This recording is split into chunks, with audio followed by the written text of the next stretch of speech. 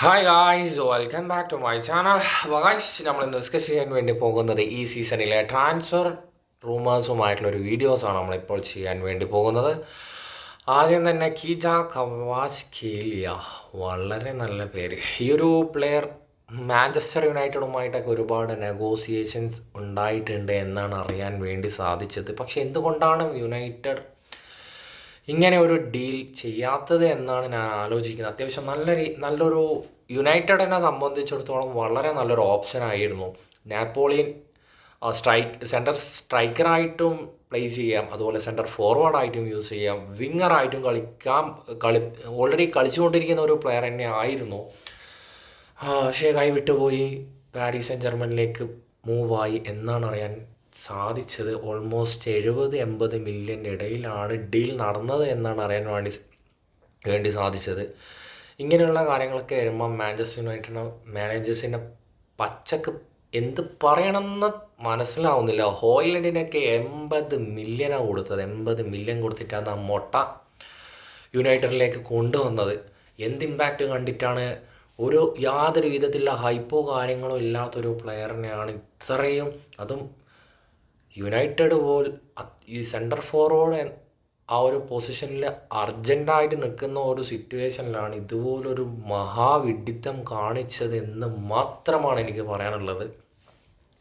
പക്ഷെ എനിക്ക് പേഴ്സണലി മനസ്സിലാകാത്ത കാര്യമാണ്, ഈ ഒരു കോച്ച് പറയുമ്പോൾ തന്നെ ഇത്രയും വലിയൊരു എമൗണ്ട് സ്പെൻഡ് ചെയ്യുന്ന, ഒന്നുമില്ലെങ്കിലും ഒരുപാട് ലെജൻസ് ഉണ്ട്, അവരോടൊക്കെ ജസ്റ്റ് ഒരു അഡ്വൈസ് ചോദിക്കാമായിരുന്നു എന്ന് എനിക്ക് പേഴ്സണലി ഞാൻ ചിന്തിച്ചുകൊണ്ടിരിക്കുന്ന കാര്യമാണ്. റൂണി, അതുപോലെ എത്ര ഒന്നും നെസ്റ്റൽ റോയ് ഉണ്ടായ ഒരു സമയത്ത്, നെസ്റ്റൽ റോയ്ക്ക് മുമ്പാണോ അതിന് മുൻപ് വന്നതാണെന്ന് തോന്നുന്നു. പക്ഷെ അത് വളരെ മഹാവിഡിത്തെന്ന് എനിക്ക് പറയാനുള്ളൂ. അപ്പോൾ കൈവിട്ടു പോയി ഗായ്സ്. ഈ ഒരു പ്ലെയർ ഒരു ഫ്യൂച്ചറിൽ നല്ല രീതിയിൽ യുണൈറ്റഡിന് ഉപകാരപ്പെടുന്ന ഒരു പ്ലെയർ ആയിരുന്നു. പക്ഷെ പോയതിൽ എനിക്ക് വളരെയധികം സങ്കടമുണ്ട്. പിന്നെ പോയതിനെ കുറിച്ചിട്ട് പറഞ്ഞിട്ട് കാര്യമില്ല. അടുത്തതായിട്ട് ക്രിസ്റ്റഫർ എൻകുങ്കു, അത്യാവശ്യം നല്ല ഫോമിൽ ഉണ്ടായിരുന്ന സമയത്താണ് ബുണ്ടസ് ലീഗയിൽ നിന്നും ചെൽസിയിലേക്ക് വരുന്നത്. പക്ഷേ ചെൽസിയിൽ ഒരുപാട് പ്ലേസ്, അതും അത്യാവശ്യം ഹൈപ്പുള്ള പ്ലേസിനെ എപ്പോൾ കളിപ്പിക്കണം, എങ്ങനെ കളിപ്പിക്കണം എന്ന് എനിക്ക് മനസ്സിലാവുന്നില്ല. ചെൽസി എന്താണ് ഉദ്ദേശിക്കുന്നത്? ഇത്രയും ഒരു 3 ബെഞ്ച് സ്ക്വാഡ് ഇപ്പോഴും അവൈലബിൾ ആണ്.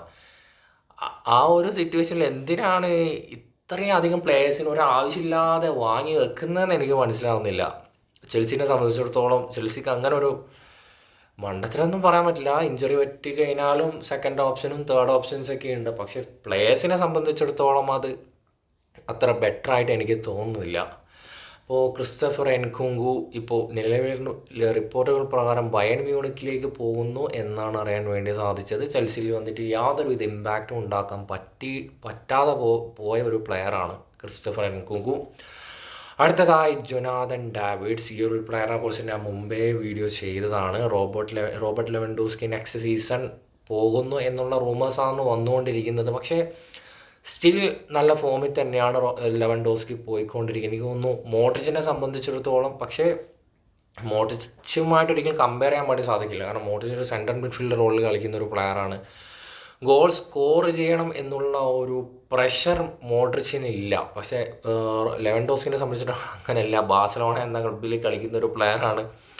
2-3 കളി ഫോം ഔട്ട് ആയിക്കഴിഞ്ഞാൽ വിമർശനങ്ങളുടെ ആറാട്ടായിരിക്കും. അപ്പോൾ ഇതൊക്കെ ലെവൻഡോസ്കിനെ സംബന്ധിച്ചിടത്തോളം വളരെ ബുദ്ധിമുട്ടുള്ള കാര്യമാണ്. ലെവൻഡോസ്കിക്ക് തന്നെ ഒരു ഡിസിഷൻ എടുക്കാം. കാരണം ഇപ്പോൾ അത്രയും നല്ലൊരു പീക്ക് ഫോമിലാണ്. എനിക്ക് 36-37 വയസ്സാണ് എന്ന് തോന്നുന്നു.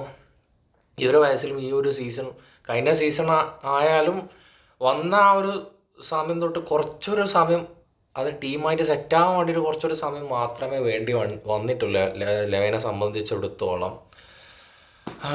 എനിക്ക് തോന്നുന്നൊരു ബാലൻഡിയോറൊക്കെ അർഹിക്കുന്നൊരു പ്ലെയർ തന്നെയാണ് ലെവൻഡോസ്കി. ഈ ഒരു സീസൺ ലെവൻഡോസ്കി കിട്ടട്ടെ എന്ന് ഞാൻ ആത്മാർത്ഥമായി ആഗ്രഹിക്കുന്നു. I am Real Madrid fan, but വിനീഷ്യസിനും ഇനി ഒരുപാട് ടൈം അവൈലബിൾ ആണ് വിനീഷ്യസിനെ സംബന്ധിച്ചിടത്തോളം. പക്ഷേ ലെവൻഡോസ്കി എന്ന് പറഞ്ഞ പ്ലെയർ ബയൺ മ്യൂണിക്കിനെ അത് അർഹിച്ചൊരു പ്ലെയർ ആയിരുന്നു. പക്ഷേ നിർഭാഗ്യവശാൽ ആ സീസൺ ബാലൻഡിയോർ കൊടുക്കാത്തത് കൊണ്ട് മാത്രം കിട്ടാതെ പോയൊരു പ്ലെയർ ആയതുകൊണ്ടാണ് എനിക്ക് ആ ഒരു പ്ലെയറിന് കിട്ടണമെന്നുള്ളൊരു ആഗ്രഹം. അപ്പോൾ ജൊനാഥൻ ഡേവിഡ്സ് ഇപ്പോൾ ഫ്രഞ്ച് ലീഗ് കളിക്കുന്ന ഒരു പ്ലെയറാണ്. പക്ഷേ ഫ്രഞ്ച് ലീഗ് കളിക്കുന്നത് എന്ന് പറഞ്ഞിട്ട് ഒരിക്കലും താഴ്ത്തി കാണണ്ട. പുള്ളിയുടെ റേഞ്ച് എന്താണെന്ന് അറിയണമെങ്കിൽ റയൽ മാഡ്രിഡ് വേഴ്സ് എല്ലോസിയ, അത് പേര് കറക്റ്റായിട്ട് ഓർമ്മയില്ല. ആ ഒരു മത്സരം വാച്ച് ചെയ്താൽ മതി. പുള്ളിയുടെ ആ ഒരു ടാലൻ്റ് എന്താണെന്ന് മനസ്സിലാവും. കറക്റ്റ് പെർഫെക്റ്റ് റീപ്ലേസ്മെൻറ്റ് തന്നെ ആയിരിക്കും. ലെവൻഡോസ്കിയുടെ ആ ഒരു പ്ലേയിങ് സ്റ്റൈലുമായിട്ടല്ലേ എനിക്ക് കുറച്ചുകൂടി ബെറ്റർ ആണെന്ന് തോന്നുന്നു. ഫിസിക്കലി അതുപോലെ ഡിഫെൻസീവ്ലി അത്ര വലിയ ഇമ്പാക്റ്റ് ഉണ്ടാക്കുന്ന പ്ലെയർ അല്ല എങ്കിലും ലെവൻഡോസ്കിനെ സംബന്ധിച്ചിടത്തോളം കുറച്ച് മച്ച് ബെറ്റർ ആയിട്ടാണ് എനിക്ക് തോന്നുന്നത്. വന്നാൽ എന്തുകൊണ്ടും ഒരു നല്ലൊരു ഓപ്ഷൻ തന്നെയായിരിക്കും. വേറൊരു കാര്യം, അത്ര വലിയൊരു എമൗണ്ട് സ്പെൻഡ് ചെയ്യേണ്ട ആവശ്യം വരില്ല.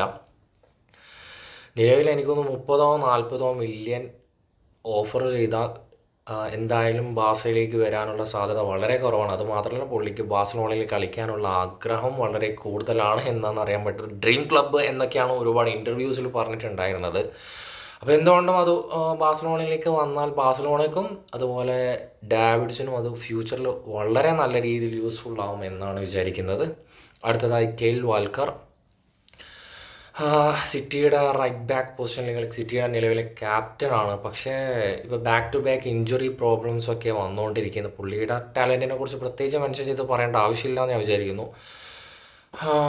അപ്പോൾ പുള്ളിയുടെ നെക്സ്റ്റ് മൂവ് AC മിലാനാണ് ഇപ്പോൾ ചർച്ചയിൽ വന്നുകൊണ്ടിരിക്കുന്നത്. ചില മീഡിയാസ് സൗദിയിലേക്ക് പോകാനുള്ള സാധ്യതയും അൽ ഇത്തിഹാദിലേക്ക് പോകാനുള്ള സാധ്യതയും ഉണ്ട് എന്നൊക്കെയാണ് പറയുന്നത്. എനിക്ക് തോന്നുന്നു AC മിലാനിലായിരിക്കും മിക്കവാറും പോകാനുള്ള സാധ്യത. ഇനിയിപ്പോൾ വലിയ ഓഫറൊക്കെ നോക്കി പോവുകയാണെങ്കിൽ എന്തുകൊണ്ടും സൗദിയിലേക്ക് പോകാൻ തന്നെയായിരിക്കും വാൽക്കർ ശ്രമിക്കുക. കാരണം സൗദി കൊടുക്കുന്ന ഓഫറൊന്നും ഒരിക്കലും മിലാനിന് കൊടുക്കാൻ പറ്റില്ല എന്നുള്ള കാര്യം കൺഫേം തന്നെയാണ്. അപ്പോൾ ഇത്രയൊക്കെയാണ് ഗൈസ് ഈ ഒരു ട്രാൻസ്ഫർ റൂമേഴ്സിൽ പറയാനുള്ളത്. അപ്പോൾ നിങ്ങളുടെ അഭിപ്രായം എന്തൊക്കെയാണെന്ന് വെച്ചാൽ കമൻറ്റ് ചെയ്യുക. നെക്സ്റ്റ് വീഡിയോയുമായി വീണ്ടും കാണാം.